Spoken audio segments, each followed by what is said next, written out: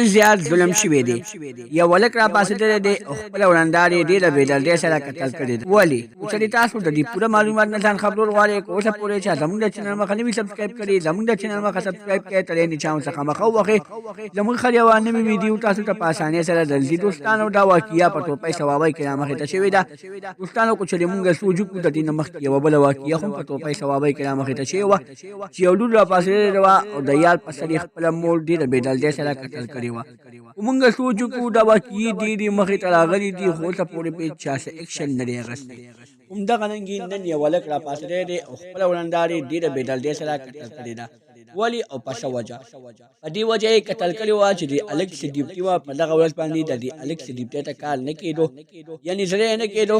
نو ورور ته یې وویلې چې ته زما په ځای لږ ډیوټۍ ته لاړ شه. نو ورور یې د ده خبره نه منله. نو دا ورور یې یو بل سره خپلو کې وران شو. چې کله دوی یو بل سره وران شو نو دغه ورور ښځې هم پکې دې جګړه کې راودانګل. یعنې دوی یو بل سره تیز شو نو د ورور ښځې هم راودانګل. د هغې خاوند خامخا به یې رادانګل.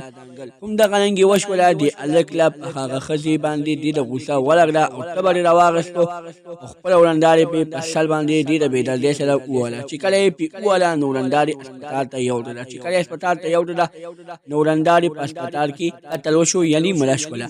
چې کله پولیسو انویسټیګیشن شروع کړو او د هلک وتښتېدو څنګه یې وړاندار په سر ووهله په دغه ټیم کې دغه هلک وتښتېدو یعنې د خپلې یارې د لاسه وتښتېدو. چې کله پولیسو انویسټیګیشن ټیم تیار کړو او انویسټیګیشن یې شروع کړو نو همدغه رنګې دغه هلک ګرفتار شو او د یو ملګري د حجرې نه راووتو.